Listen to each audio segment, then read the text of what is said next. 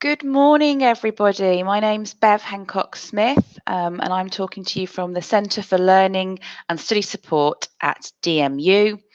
And today we've got a session thinking about what it's going to be like studying and learning at a UK university. So if you've got any comments, any questions you want to ask, please do post those. It will be an interactive session, so there'll be times in which I'm going to ask you to reflect on your learning, think about what might be different when you're studying here, and to interact with me. So I hope that's all right, and we'll get this session started. So the three key things we'll be thinking about over the next 50 minutes is we'll be starting off asking you to consider what some of the differences between your past learning experiences might be and learning in the UK, in particular in this academic year. So we'll be thinking as well, in light of everything that's happened with the pandemic, how teaching and learning may have shifted. We'll move on to think about the importance of critical thinking for UK academic study. And with that, we'll think, well, what do we mean by the word critical? How do we know we're being critical? And finally, and probably the most important thing to take from this session, will be me showing you the range of resources and support that are available on offer from DMU Library and Learning Services. So as part of Induction Week, you'll be getting lots of information about lots of different things. And what's useful is to remember where to go when it becomes relevant. So when you're starting that first assignment and you might need some extra help, just to be able to remember how to access that and where you can go for that support. So the first part of this session is over to you to think about how most of your learning has been done up to now. So has that been in a classroom, face-to-face with a teacher or lecturer? Has that been online? What levels of interactivity have you been asked to participate with? And to share your answers, I'd like you to go to a website called Slido. So hopefully you can see in your screen now, there's a QR code, which if you've got your phone to hand, that's the quickest way to do it, is to scan the QR code. Or if you go to www.slido.com, and then the number to join is A600. And then you've got some questions there, some prompts. How has most of your learning been done up to now? Has it been by memorizing information from textbooks and other resources provided by your teachers? Have you been asked to discuss with your teachers and other people in your class or study groups? Or have you mostly been learning by researching information, writing essays and other projects, and doing this mostly on your own, so independently? Or it might be a combination of all of these. So I'll give you a few minutes. I can see some of you have already been participating, which is great. It means the tech is working, which is always good. So I'll give you a few more minutes to add your answers in.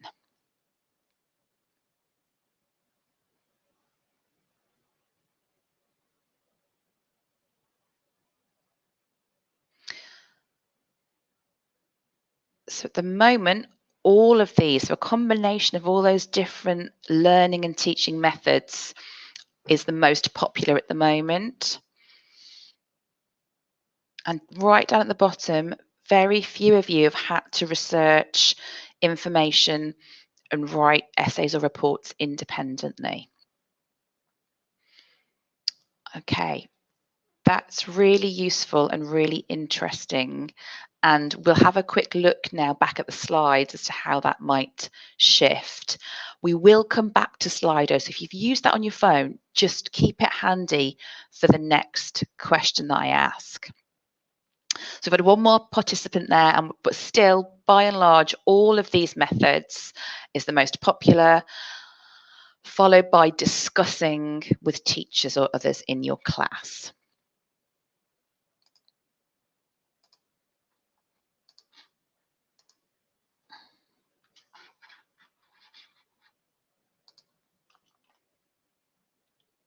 So how might that be similar or different to learning in the UK? So what you might find is the shift might change. And actually, at the moment, for you guys that participated, it was quite even, wasn't it? You're getting a combination of all three of those methods. Now, depending on what happened last year, which country you're in, for a lot of our UK students, last year was very much spent studying alone from home.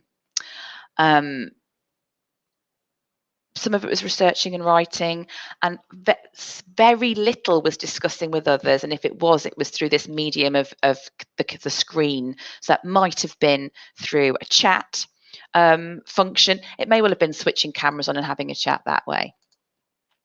So it could change this year to something more like this. So more of an even spread. Discussing with others, and I'm glad that lots of you put that in your votes, is really crucial at university, particularly at UK universities, that we want to hear what you think and what your views are. And those views will hopefully be formed by your own experiences, but also from your research and your reading. What have you found out about this subject? What do you think about this? How does this fit with what you already know?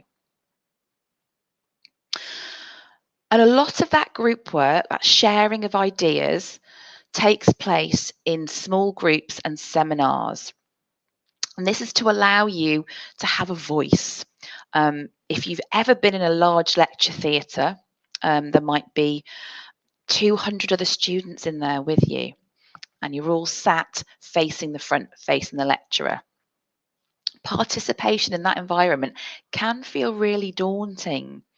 The lecturer might be trying to ask questions and get you involved, and you might have the confidence to say, oh yeah, I'm going to chip in, I'm going to answer a question.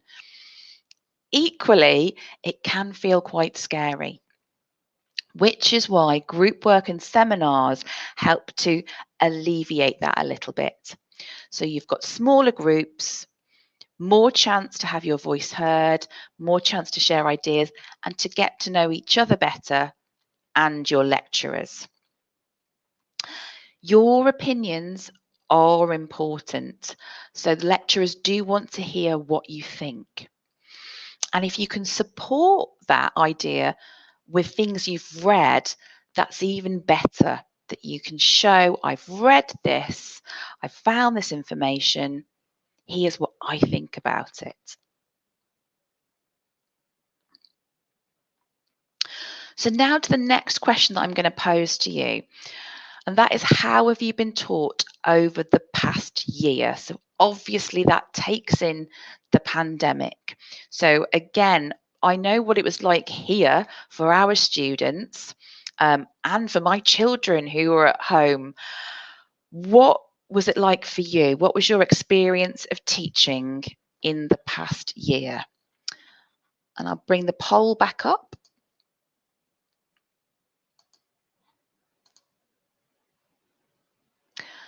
And again, you've got the QR code. If you've still got the screen up on your phone, it should have just shifted to this new question. And your choice is mostly online, mostly face-to-face, or a mixture. And again, I'll give you a few minutes to participate in that.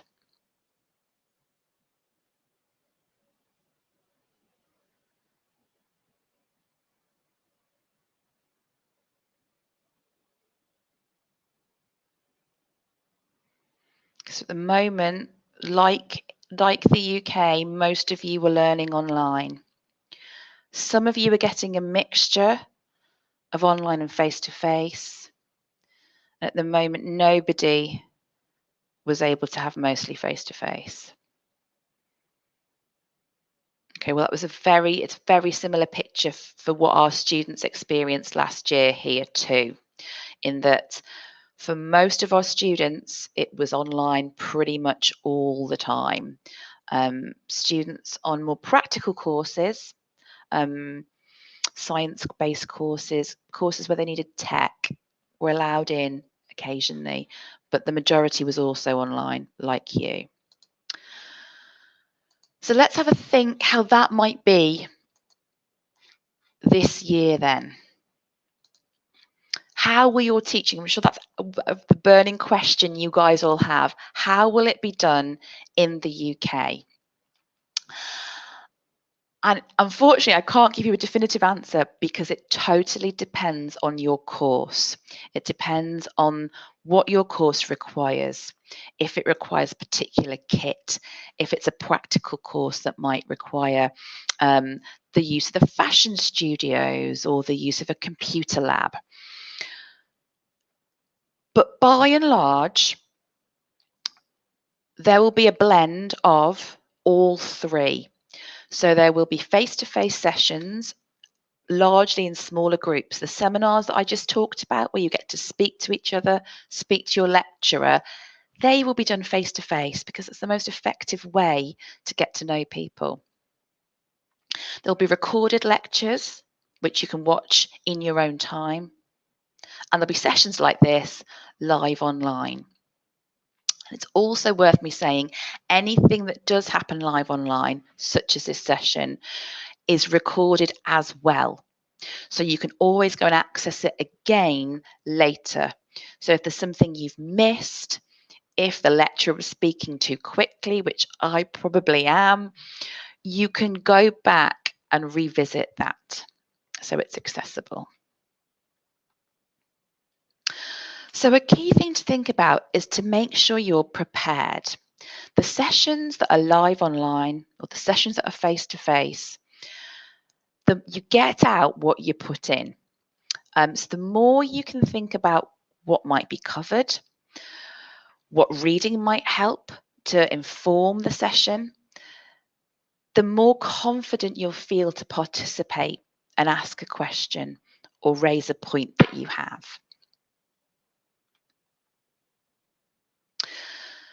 So that brings us to our next question then. So how have you been assessed or graded in the past? So when you finished a module or a chunk of learning, how have teachers or lecturers assessed your ability in that particular topic? And again, we'll switch back to Slido. And hopefully,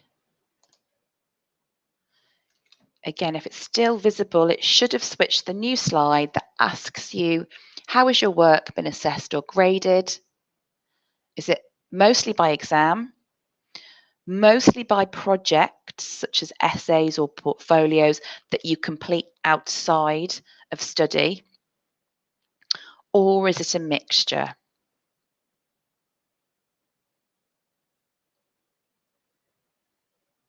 So at the moment, for the 6 participants, it's a mixture for all 6 of you so far,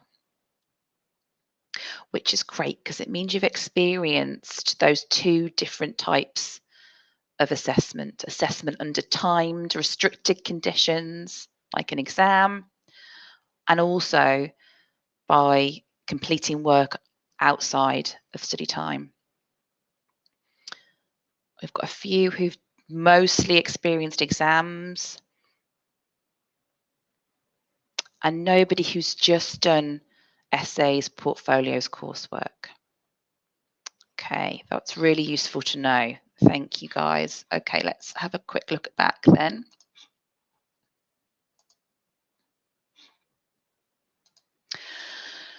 So how will you be assessed? And again, the question links back to the course of study you're on. It will very much depend on your subject area. If it's a practical subject area, graphic design, contour fashion, there'll be lots more practical assessments. If it's more of an analysis course, it might be law, then it's going to be more essay-based, more case study-based. So it will be a range, and there's hundreds of ways that we can be assessed, and we will assess. We quite often think of it as being written, don't we? I have to write something, I have to write an essay or write a report. But actually, there's a whole raft of different ways that lecturers can categorize how well you're learning, how well you've understood the knowledge and can articulate that. It might be presentations, it might be group work, it might be through an experiment you're doing, it might be through a portfolio that you build up, it might be through blogs or performance. There's a whole range designed to help you showcase what you've learned and what you know. What is the same across the board, though, is that all this information that you need about each module you're studying and the assessments you're doing will be available on Blackboard. Blackboard is basically a virtual learning environment. It's where all your information we put for your module. You'll see teaching materials there. If the session's been recorded, it will sit there. You'll be able to access your assessment details on there. You'll be able to submit your assessment on there as well. So Blackboard's a really crucial place to get to know and get familiar with, to be able to get to grips with your particular program of study. So when it comes to that part in your course, when you have to submit a piece of work, what is it you think tutors are looking for in your academic writing? So we'll move back to Slido.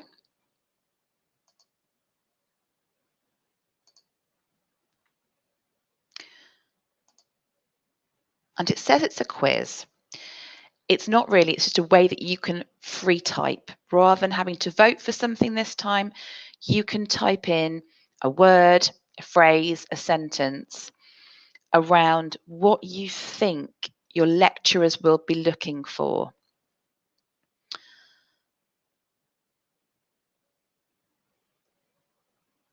So great, thank you, Dan and Joseph. Trust.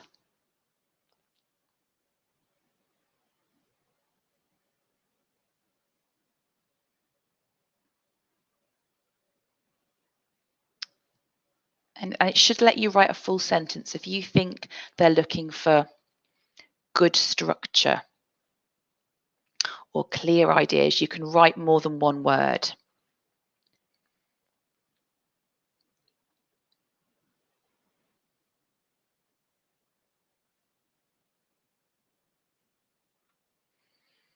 Great. So we've got a contribution there. Ability to see different aspects to problems. Great. That's being analytical, isn't it? That's being able to hold something up and think, what are the different options or different approaches that I could take to this? Any other thoughts from people?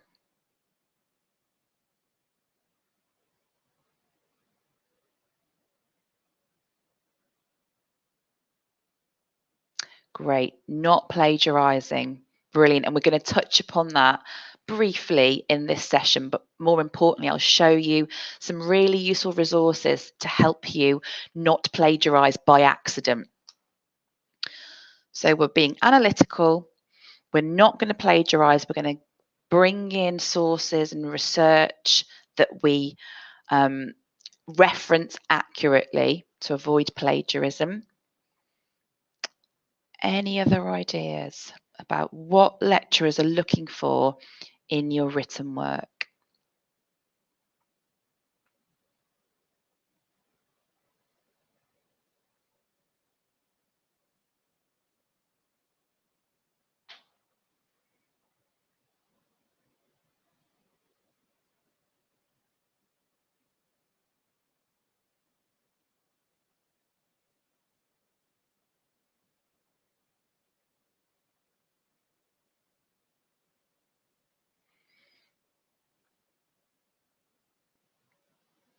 Okay, should we have a look at my slide and see where your ideas map to what I've got on my slide too?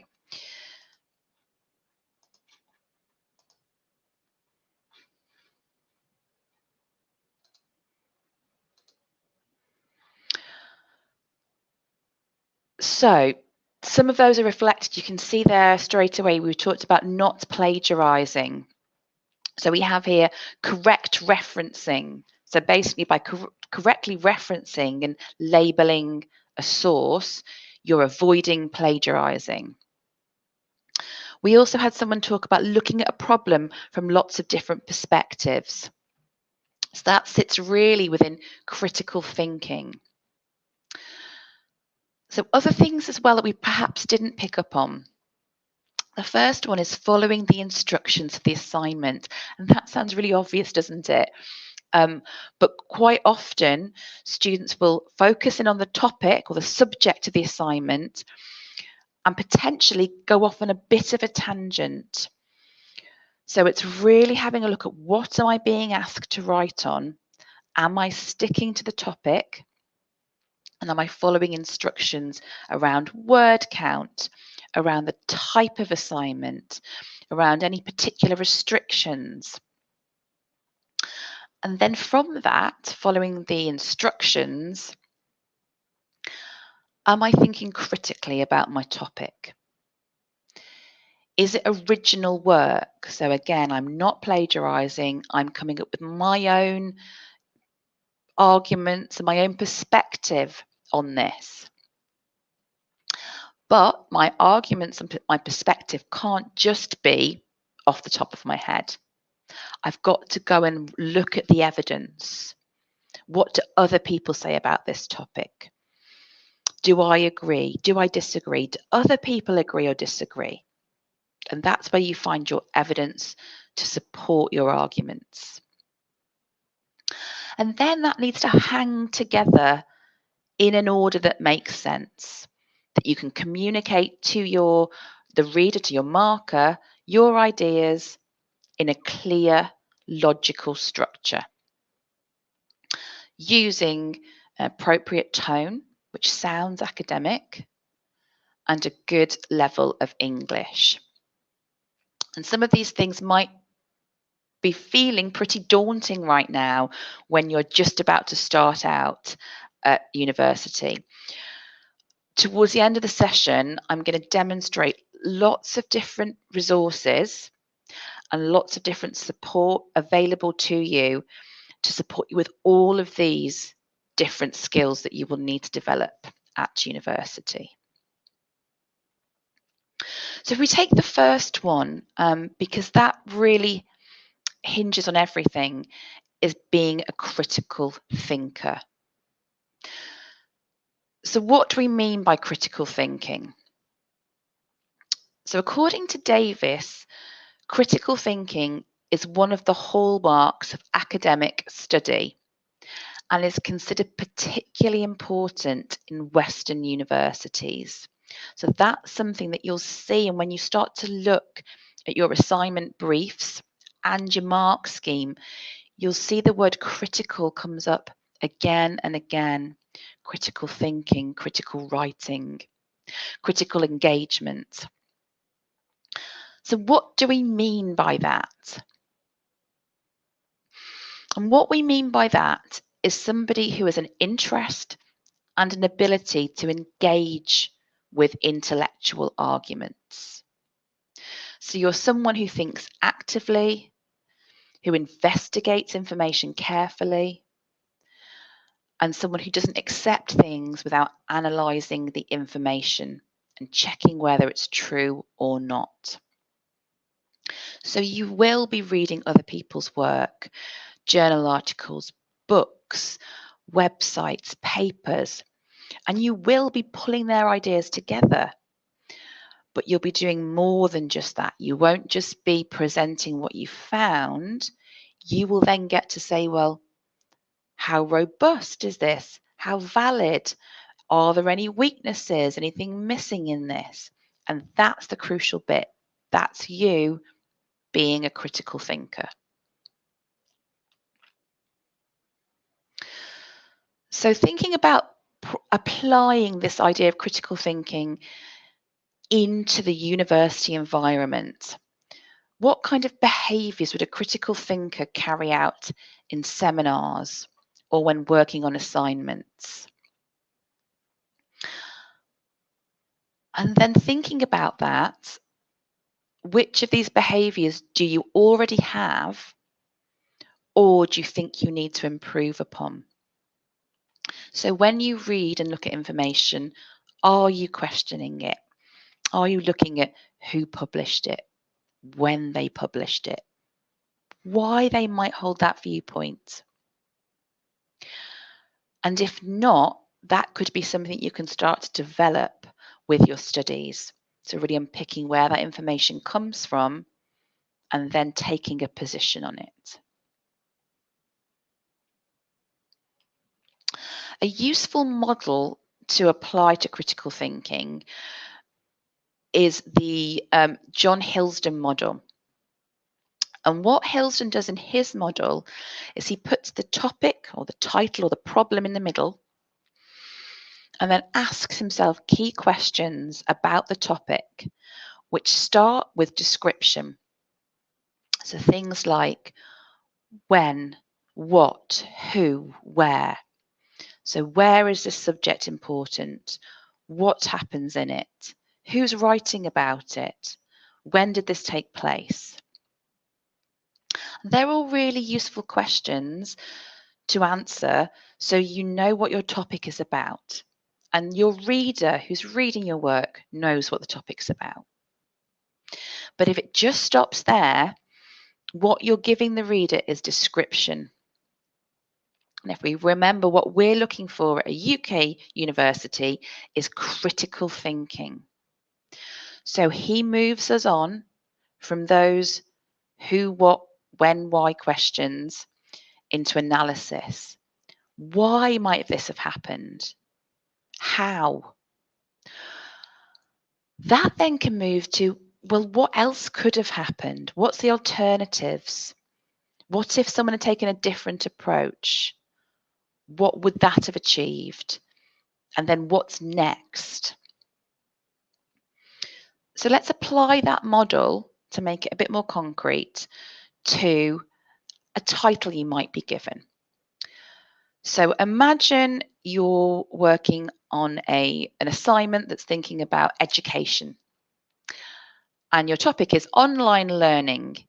Is it a challenge or is it an opportunity?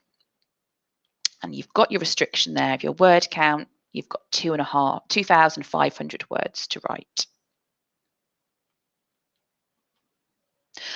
So you might start off thinking, well, when is this going to be looking at? Are we looking at the history of online learning from the word go? Or are we looking at it in a time frame over the past 18 months when we've all been forced into online learning? Where are we looking at this? Are we looking at it in the UK education system? Are we looking at it in the education system that you took part in? Or globally? Who are we focusing on? So it could be we're focusing on higher education students, primary school students. So again, we're really honing in on a particular focus. Once we've answered those questions, then we can start to analyse and say, well, why did this happen? Why this particular approach? How did students adapt to it? What were the strengths of it? What were the weaknesses? What if a different option had been taken? And then that leaves us with the so what. So if there's an opportunity, what does that mean for learning going forwards? If actually for some it poses challenges and barriers to learning, what's the solution? What's education going to look like going forwards? So you've taken this question on a circular journey, pinning down all the key information at the start to then be able to unpick and go, well, why is this important? What's the difference? How could we change things?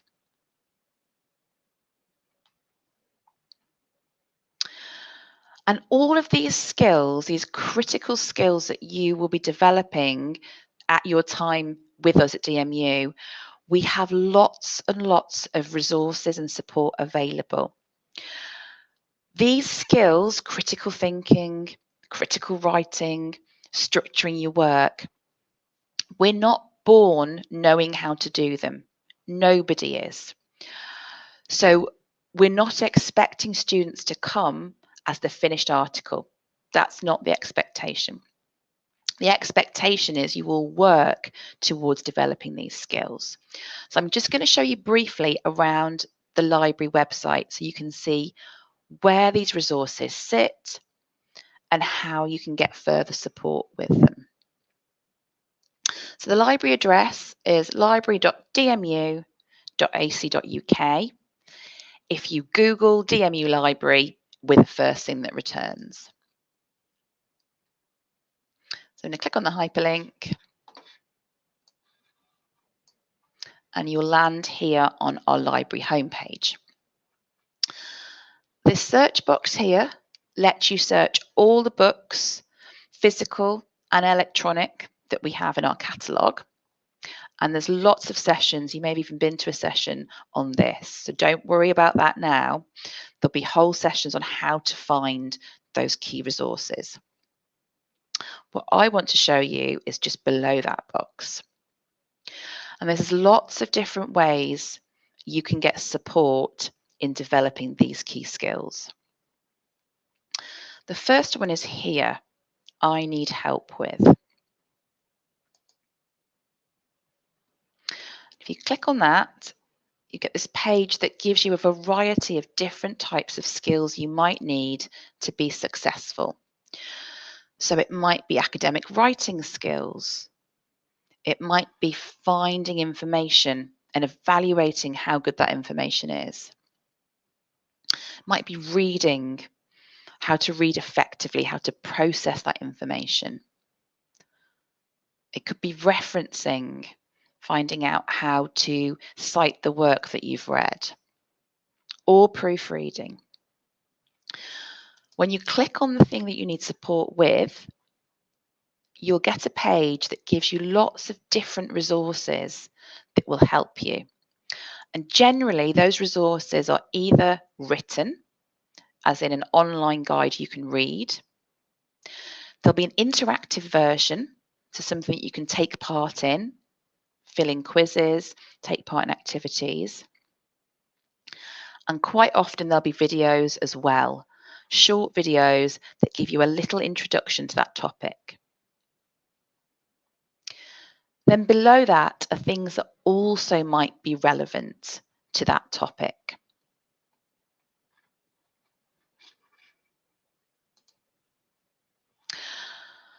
So they're the skills that you might be needing to develop. Below the skills are different types of assignments or exams. So again, if you're being asked to write a report, for example, or write an essay, if you click on one of those, you get the key resources that we have on that particular type of assessment. So this is all designed to help you find supporting information really quickly and really easily. If you can't find what you're looking for, we have a frequently asked questions section. So I'm just going to put the word structure in there and see what comes up.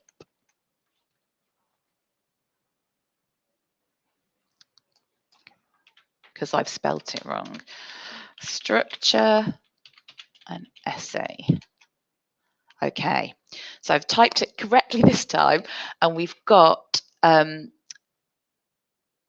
responses for structuring an essay, including paragraph writing, essay writing, improving writing. In the middle, we've got different resources, templates, guides, and then on the right-hand side, we've got a calendar that shows the different events coming up on that topic. So that's what I'll talk about now. So these are all designed for self-study, independent learning, developing a skill. It might be that actually you want some support with this. You don't want to do this on your own. So that's when we come from the homepage to this section here. Workshops, tutorials, drop-ins. So all of these involve a real life person. So alongside the studies you'll have on your course, you'll have lectures, seminars, workshops, tutorials. The library runs a whole range of workshop sessions that you can book onto. And they're focused on key skills that you'll need to develop to be successful. So I've just popped up for September and October. We've got sessions on using MS Teams, citing and referencing, introduction to writing, verbal presentations, and you can see the list goes on and on and on. These workshops are open to all students and they're all online for this term. So it doesn't matter if you've not yet arrived here, you can still book a place on a workshop and take part. So let's say you want to take part in Introduction to Writing at University. You can see here the time and date it's going to be delivered. Click on it, you can see the colleague who's delivering it, a little bit of information about the session, and then you can book on it from the 27th of September, so 2 weeks before the workshop starts.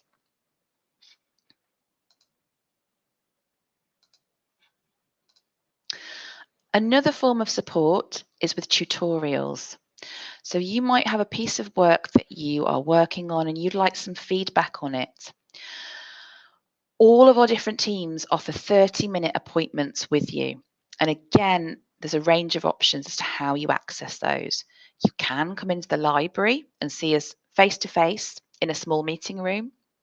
You can do it online using Teams, where we would share our cameras, share our audio, and we'd look at your work together.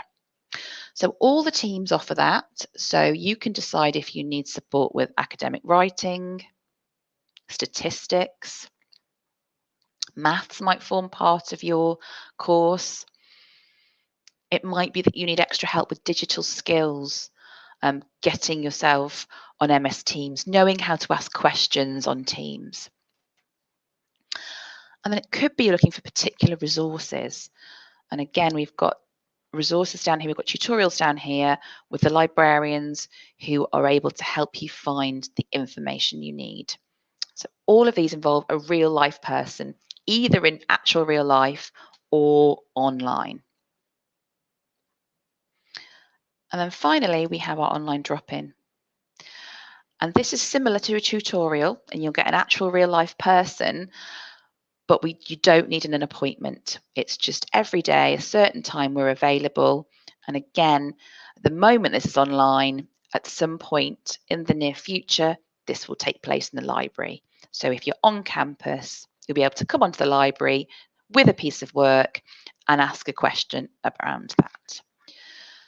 So what I hope that's illustrated is all those skills we've looked at, critical thinking, developing an argument, you're not expected to have right now. But there's lots and lots of resources and staff available to help support you in developing those as you progress.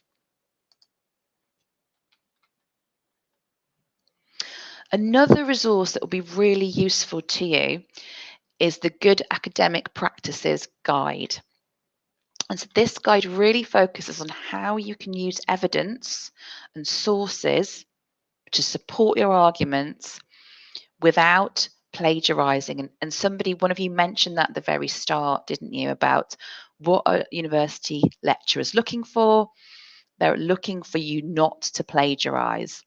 And if that's a concern, if you visit this guide here, the Good Academic Practices Guide, we've got our web link there. You'll see you'll have an interactive resource.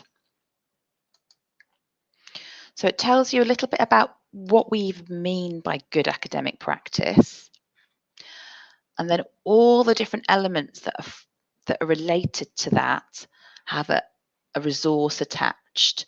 So for example, if referencing is something that you're struggling with or worried about,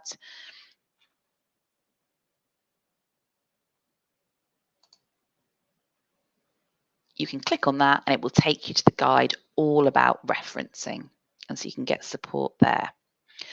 So again, anything that you need to know about referencing, plagiarizing, citing, using sources appropriately, you can find support with on our website.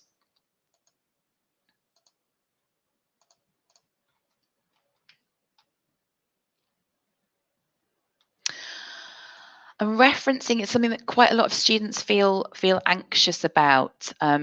We recently over the summer ran a workshop, a week-long workshop with students coming to university this year. So we're finishing their studies at sixth form and thinking about university. And referencing was their biggest worry. Without shadow of a doubt, that was their biggest worry. And that's because it is an essential part to academic writing. You will be expected to reference everything you're using. And you're doing that in order to acknowledge the sources you've used, firstly. You're doing it so you don't plagiarize. But importantly, you're doing it to show, I've read this. I'm not plucking this idea out of thin air. I've looked at this, I've studied it, and here's the evidence that I'm presenting. And there's lots and lots and lots of support on referencing, either in our self-study guides, which I'll click on now, but you'll see there's workshops every single month on referencing because it's something that all students, whether you're international or from the UK, are anxious about, worry about, but there's lots of support to help you. So please don't sit and worry about it. Be proactive. Have a look online on our website to see what's available. Get yourself booked in to one of the workshops on referencing.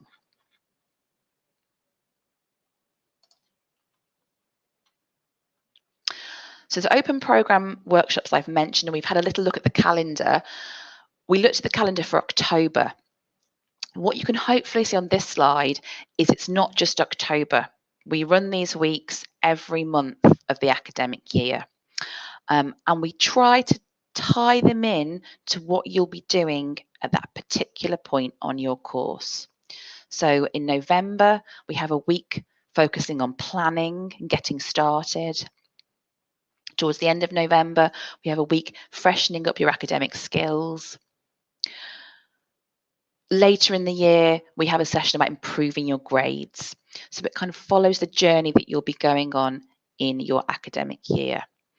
As I said, all those workshops are online at the moment and they're bookable through that web link. I've already covered this before, but just to remind you that there's one-to-one support available for all the different skills that we focused on today. And again, you don't have to wait for your first assignment. There's appointments available at the moment. So if you've got any issues or anxieties and you want to talk through any of those, you can book an appointment with one of our team.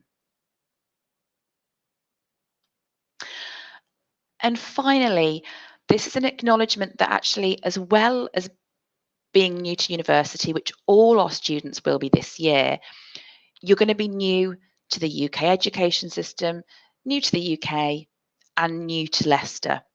So we want to help you feel at home, acclimatised, part of the community. And so we've set up a guide for international students specifically. So the resources on here are relevant to all students, but they've got a particular, they speak particularly to international students as well. So we've got things around English language support. If you're writing if English is a second language for you, how you can develop those skills.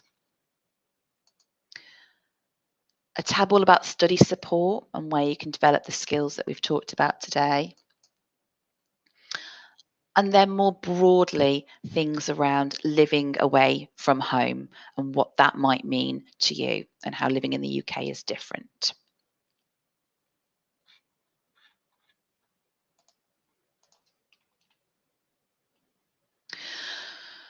So what might be useful as we draw this session to a close is, after I've finished talking to you today, is for you to reflect on everything we've spoken about and think about where you are now.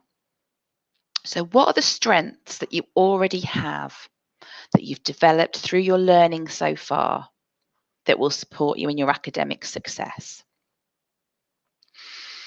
Then think about the needs. Where do you need to be? What are those skills you're aware you're going to need, but you think you need to develop? And write those down. And then think about the opportunities.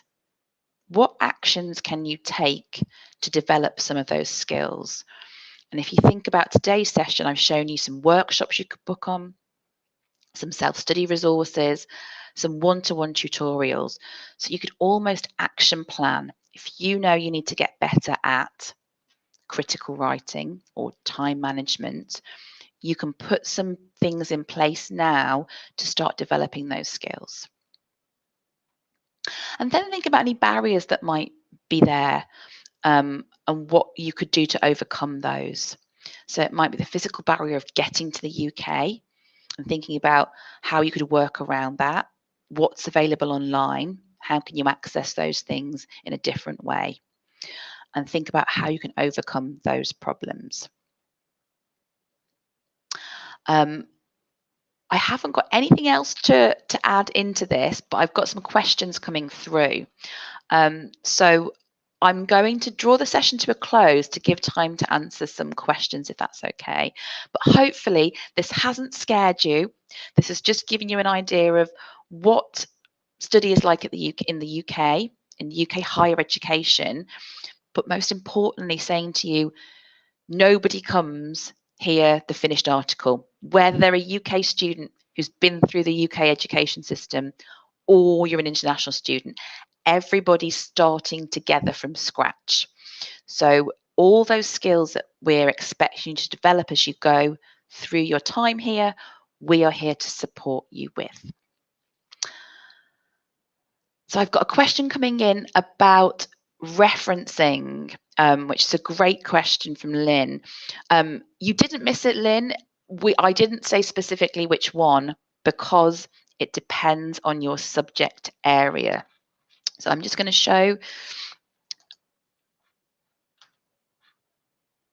the website again. So let's look at referencing, and I'll show you how you might find out. So from the library homepage, again, in this Library Essentials, I'm going to click on referencing. And the first page, the general guide to referencing, why we do it, how we do it. I'm just going to make that a little bit bigger. So hopefully that's coming up a bit bigger on your screen. And then you'll see here, Lynn, above, we've got the different styles. So the standard one that we use is Harvard referencing. And we use a tool called Cite Them Right to help you reference for Harvard. So the majority of programs will use Harvard. But if you're doing something like engineering, you might be expected to use IEEE. And again, there's a whole guide to how you'd use IEEE. If you're a law student, you might be using a Scala, and there's a whole guide to that. So it does depend on your program, but the majority of programs here use Harvard referencing. But this is a great resource here. So let me just go back to Harvard.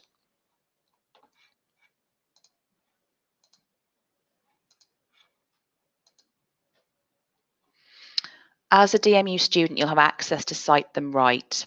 So you'll be able to click on that. It will ask you for your DMU single sign-on, and then it gives you access to literally any type of source you could think of to cite.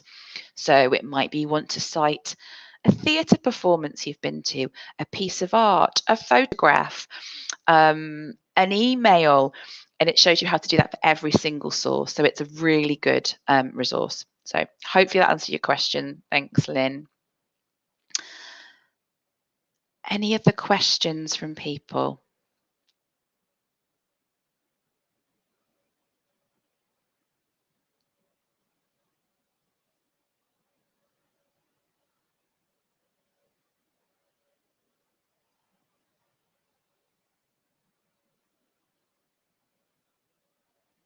Okay. If you haven't got a question right now, but as probably what will happen in about 10 minutes, you'll think of a question and think, oh no, I should have asked that. If at any point you've got a question about study, about resources, the library has a service called Just Ask. I'll just show you where to get to that. So you can see down here our library opening times. And here you've got Just Ask and LibChat, and you can see that's 24 hours. So again, it might be that because the time difference when you're studying at home, in the UK, we're in bed. It doesn't matter for Just Ask and LibChat. At any point, you can pose a question. So we can see here, Just Ask and LibChat. You'll pop your name, pop your email address, and ask a question. So it might be, how can I get support with maths? And one of our library team will respond to that question. Alex, great question. So when are you going to receive your schedules? This will be your timetables. This will be along with your program induction. So at the moment, the induction that you're taking part in now is kind of a big, broad introduction to DMU, the whole university, the campus, what's on offer. When you start your course, your program, you'll then get a more specific induction to what this program's about, what your timetable's like, where you need to go, what books you might need to use. So that will happen in the next few weeks, Alex.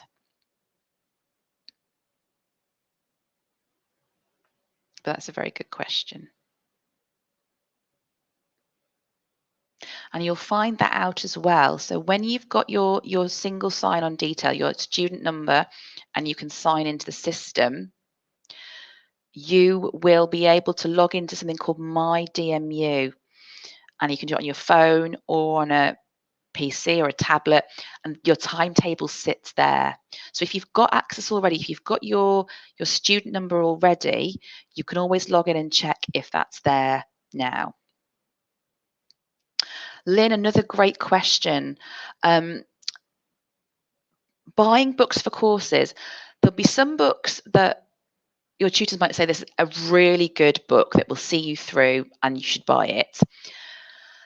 All the books that they're going to suggest that you read are also available in the library, either as physical copies, but more often than not, electronic copies. So if you're not in the UK yet or on campus, you should be able to get to them. To know what you need for your course,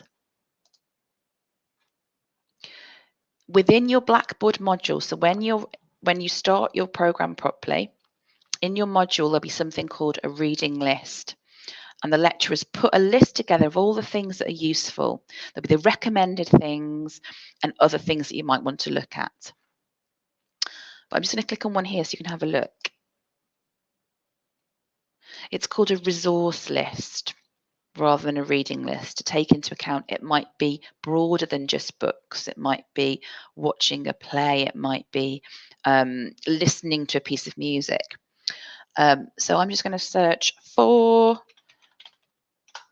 nursing. Okay, so if I was studying nursing and I was doing contemporary issues in nursing, up comes a list of all the books or resources my lecturer thinks are useful to me. And as you can see on this right-hand side, the majority are available online. So Lynn, before you start parting with money and buying stuff, have a look on your resource list and see, because if they've got it online, as a DMU student, you have access to it. So you would click, let's click on this one. I know we've already got access to this one because it's a website. So some of the things you won't need access to, if you do, your DMU single sign-on gets you into those resources for free because DMU's paid the money for that.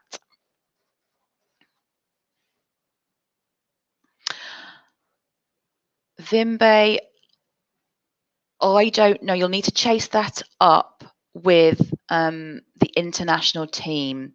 I would give the international team an email or a call after this session just to find out, just to check that it's not gone to a different email address.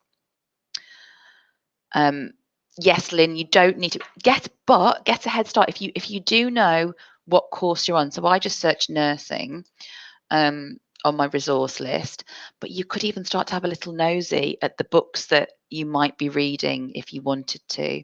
So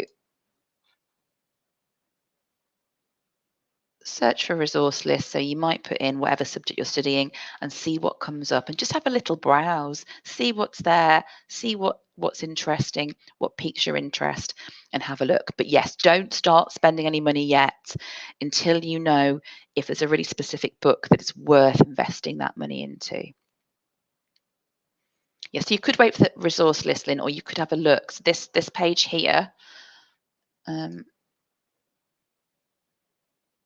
show you how to navigate to it. It's easier, isn't it?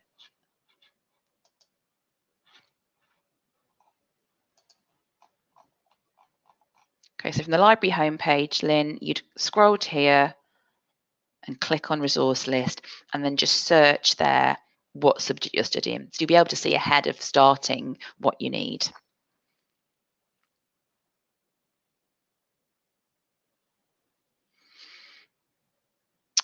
Okay, Vimbe. So the ITMS team are working on it. Okay, I would still chase this up. If you can, potentially give the international team a ring just to find out there's no glitches with the email in terms of your address, just to be on the safe side.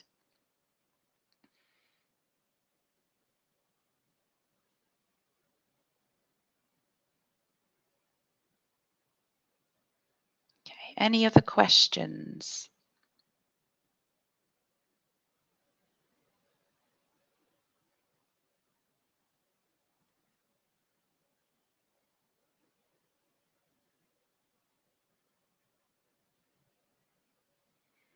Okay, if there's no other questions, anything around registration, getting ITMS, getting access, chase up with the international team, get that sorted and allay your worries there.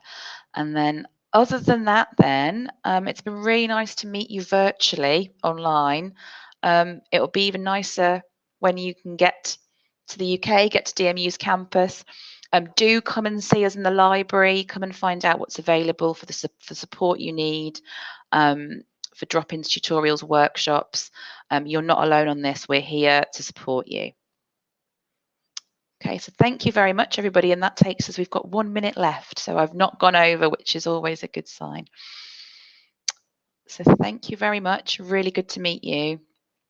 And good luck with your studies here at DMU.